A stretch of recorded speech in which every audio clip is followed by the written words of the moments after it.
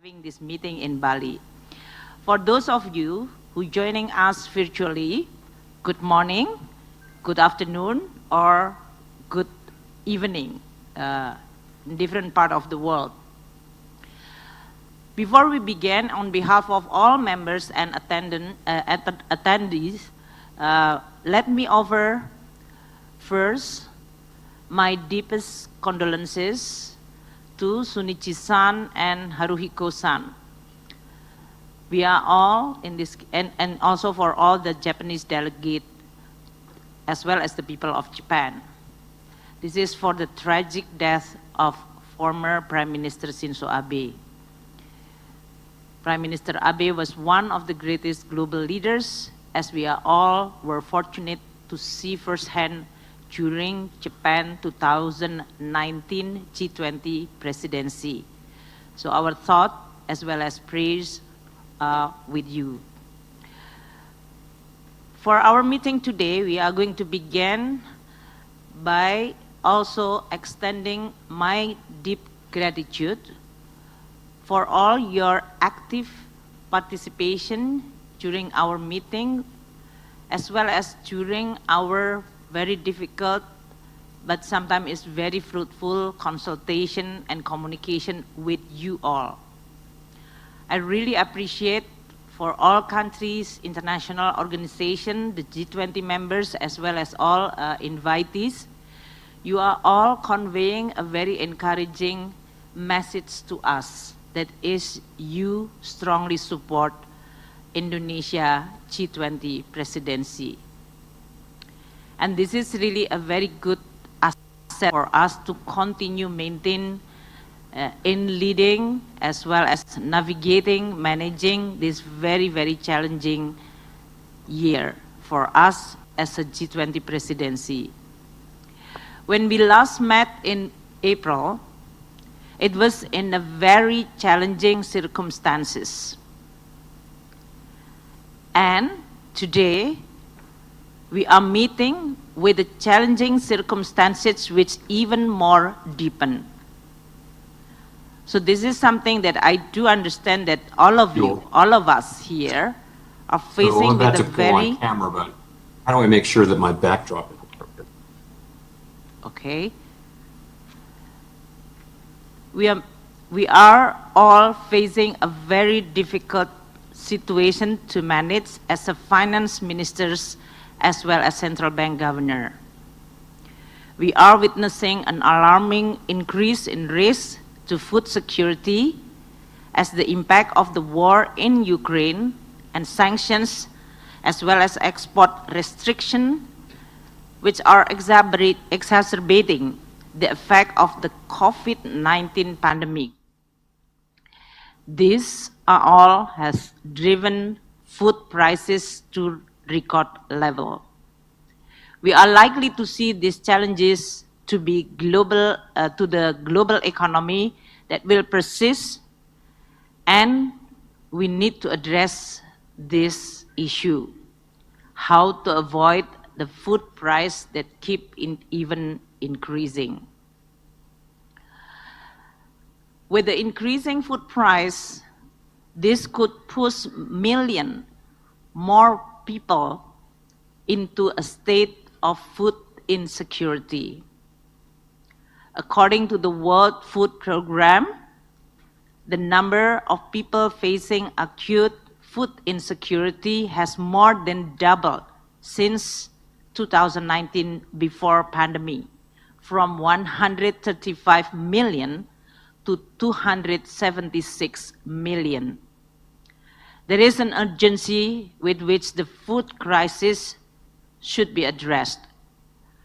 The deployment of all available financing mechanism is immediately needed to save lives and strengthen financial and social stability. Moreover, good macroeconomic policy has also become fundamentally important that have helped many countries weather the crisis. Another very important commodity which creating also a huge challenge to all of us is the energy. the global energy landscape has been radically changed or reshaped. Energy commodity prices are skyrocketing. I'm sure all of you as a finance ministers as well as central bank governor are seeing this as a threat to our macroeconomic stability as well as a conducive environment for us to maintain recovery. The World Bank estimates that crude oil prices increased by 350% from April 2020 to April 2022. I think we all remember at the beginning of the pandemic in April, there are 2 days in which oil price is actually zero or even slightly negative. And now we are facing such a very different extreme situation. This 350% increase is the largest increase for any 2-year period since 1970s. In June, we witnessed the price of natural gas in Europe increased by 60% in just 2 weeks. Fuel shortages are unfolding around the world. And we are seeing this have a huge political and social implication in Sri Lanka, Ghana, Peru, Ecuador, and elsewhere. These shortages due to the high gas prices is really an issue that is threatening our recovery. The world is in the middle of global energy crisis. The war, as well as commodity price increase, could worsen the global inflation spike and increase further social instability. We could see further deterioration in living standard, particularly for poor and vulnerable households. Low-income commodity importing countries are likely to be particularly affected, which could lead to further social and political unrest. We have already seen the surge in inflation leading to faster than anticipated global monetary policy tightening, in which many of advanced countries, especially those of you sitting around this table, as well as emerging economies, are already increasing, elevating the interest rate significantly. Given tightened global monetary policy, as well accompanied by liquidity condition, emerging countries will need to be increasingly vigilant, which is going to create vulnerability coming from capital outflow and increase in the cost of financing. So the triple threat of war, surging commodity prices, and increased global inflation that can also increase and creating a real spillover to debt, not only for the low-income countries, but also in the middle-income countries or even advanced economy. We are starting before pandemic and then because of pandemic as already using our fiscal space that have the implication of increasing debt position. And now, with this triple threat, this is going to be even more a very dire complex to be managed.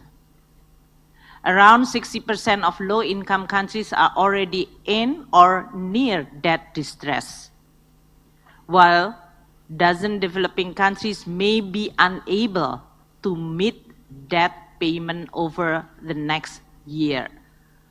So this is not only just 1, 2 exceptional cases. This is becoming a widespread. This is becoming the issue that finance minister and central bank governor together with international organization, multilateral institution need to be concerned. These significant challenges are on top of the existing unsolved global problem, as we are all discussing in the past 2 years. That is the COVID-19 pandemic, climate change and climate mitigation and adaptation, and also the existing debt sustainability in many low-income countries. These are all creating a significant hurdle to our shared goal, which is Indonesia presidency is already chosen at that time when we are continuing this presidency from the Italy. That is, we want to see 2022 recover together, recover stronger. So we, the G20 Forum, come together again, tested with this very critical and complex situation. We are facing another critical time for global economy. That's why the expectation and the hope for this group of countries is even higher. While we coming together is important, we also have to work together to determine how our challenges are to be addressed. During our presidency, I have to express really high appreciation personally to all of you, as well as a country who preside this G20. Many of you on our bilateral consultation and communication continue supporting Indonesia presidency and our agenda. This is really a good hope, a strong hope for all of us to be able to continue working together.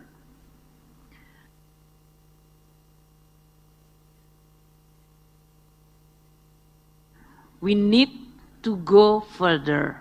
We need to develop concrete action and also demonstrate the spirit of cooperation, collaboration, and consensus. Our shared G20 history shows us we are capable of this. Like in 2008-2009, when the global economy was in dangers of collapse from global financial crisis, the G20 took action to ensure global financial stability. In 2020 and 2021, when COVID-19 swept the world, the G20 again rose to the challenge, delivering action for vulnerable countries facing debt issues, ensuring vaccination worldwide, and committing extraordinary policy support for our most vulnerable people and small businesses. This was not easy. This is not an easy time given our diverse membership of the G20 and also the differences in our position, views, as well as experiences on many important issues. But these differences is also our strength. We represent the most systematically important countries to the global economy. And the action we take will have a very important effect to all nations around the world. So I'm sure you are all aware that the world is watching us closely. There are high expectations for this forum, for this meeting, especially because this is the finance minister and central bank governor, that we are hoping that we can discuss and talk more on a less political but real technical and issue which is matter for all of us. We need to act together to demonstrate why G20 deserves its reputation as the premier forum for international cooperation. As we reach the halfway point of our Indonesia G20 presidency, and despite all our differing position, we have been able to make tangible progress on some critical issue. And that's, I really appreciate and want to express my appreciation and thank you to all of you who support Indonesia presidency. Within our G20 presidency, we actually continue deliver despite this challenging environment. We see our role to be an honest broker. We aim to build bridges. Indonesia will continue relentlessly discussing, reaching out, communicating, consulting, seek your advice so that we will continue building bridges and we are not building walls. Because we firmly believe that the world is even more and more desperately need more and more bridges and connection, not wall and war. We need to strengthen the spirit of multilateralism. We need to also build safety net for our future cooperation and also continue strengthening our commitment to the shared global prosperity. We are acutely aware that the cost of our failure to work together is more than we can afford. The humanitarian consequences for the world, and especially for many low-income countries, would be catastrophic. We have taken positive steps toward action. During our meeting in April, we agreed that we must adapt our agenda to ensure macroeconomic and financial stability is maintained. We have committed to take prompt collective action and use all available tools to address the current economic and financial challenges we are facing. Since then, we have made significant progress in several areas. We have agreed to establish a new financial intermediary fund, or FIF, for pandemic prevention, preparedness, and response, which is housed at the World Bank, and with initial commitment of $1.1 billion already secured. I know many of you in our bilateral meetings stating that you are all also expressing this support, the support to FIF, and also considering or deciding to contribute. So I really appreciate that decision. And we do hope to see more and more of you is going to join this FIF. We have developed a G20 presidency note on policy setting for exit strategy to support recovery and addressing scarring effect to secure future growth. A Resilient and Sustainability Trust, RST, has been established under the IMF, and thank you, Kristalina, for your strong leadership and also passion to assist low-income and debt-distressed countries to build resilience to external shock, such as climate change and pandemic, and now even with food and energy prices.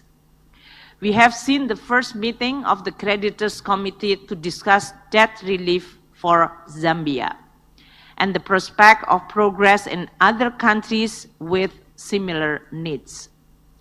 We have seen progress in addressing the action identified in the G20 Sustainable Finance Roadmap, including developing a transition framework and ways to enhance the accessibility and affordability of sustainable finance.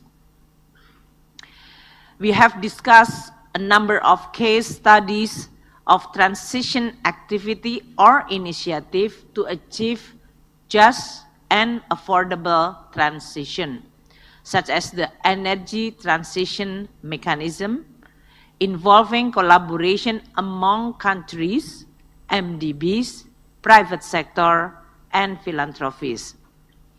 We have made progress in developing ways to leverage private sector participation in sustainable infrastructure investment and mobilize financing to cities and regions. We have made progress on the framework for digital financial inclusion, especially to increase financial access for undeserved groups, especially women, youth, and small medium enterprises.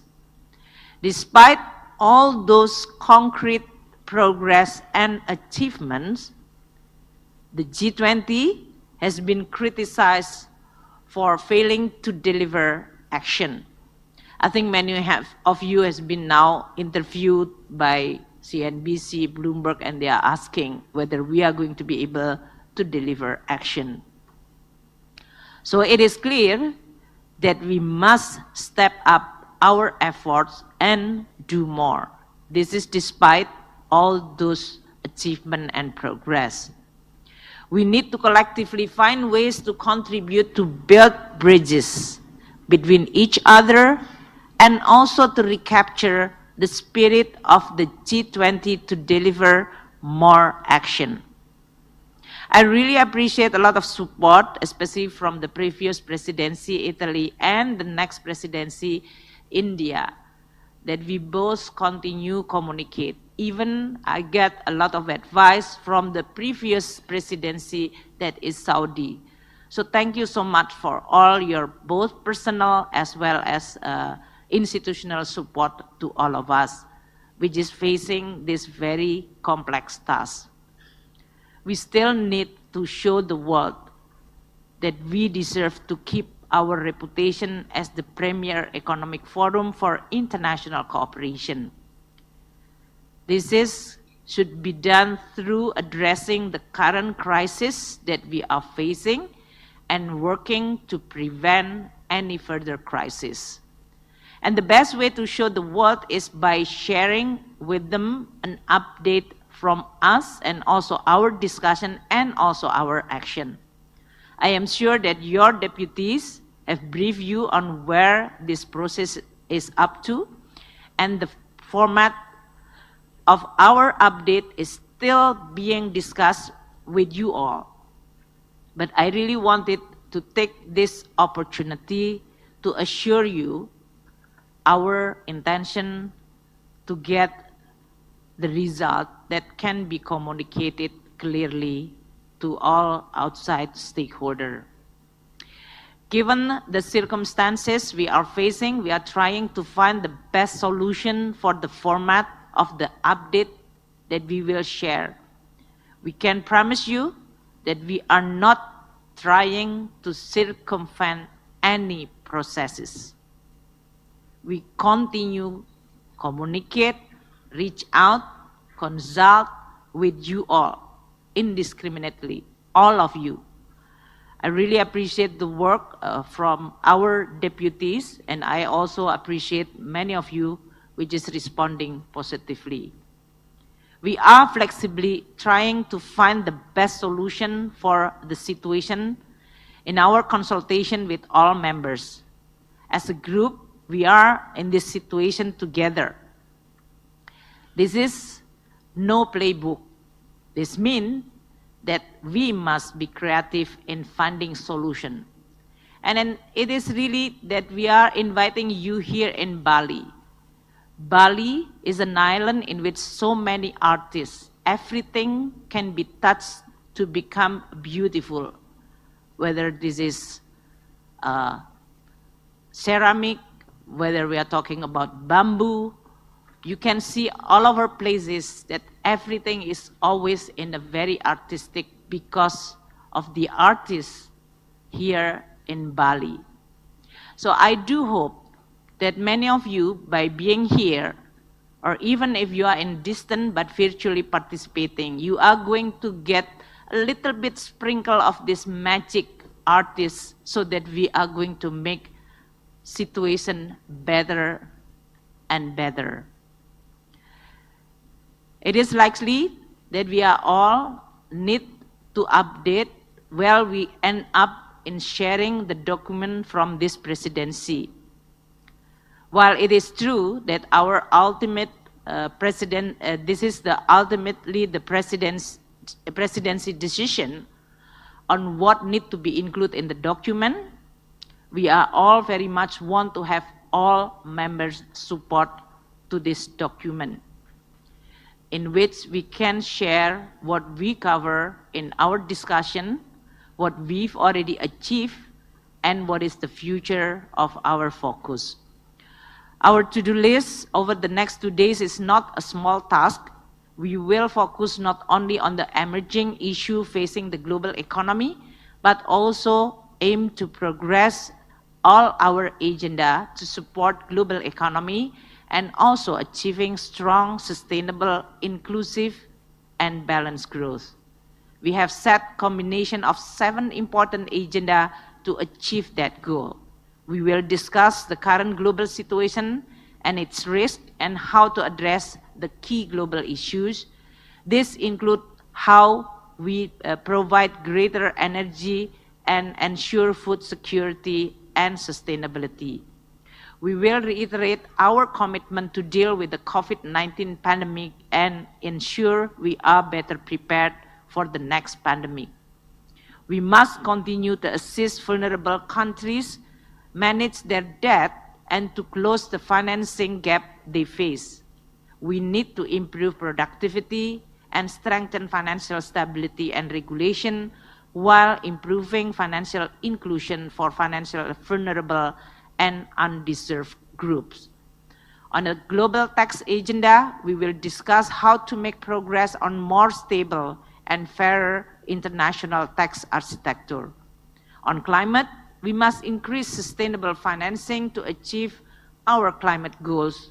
We also discuss how to revitalize infrastructure investment as well as many other important areas of action.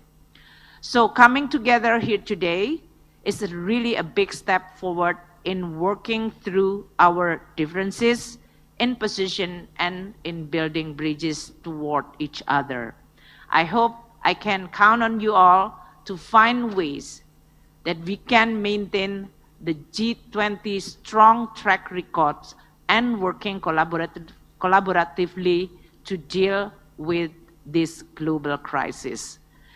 This means that when our meeting ends tomorrow, we will have been able to find a way to reach consensus on what we can do together with the spirit of cooperation and collaboration. How to safeguard the global economy. It is not exaggerating to say that millions and millions, if not even billions, of people are depending on us.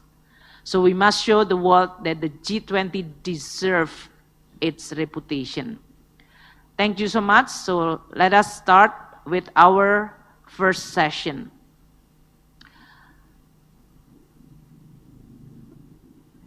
We will now begin session 1 of 2 days meeting on global economy. And as I mentioned in my opening remarks, since last time we met in April, the challenges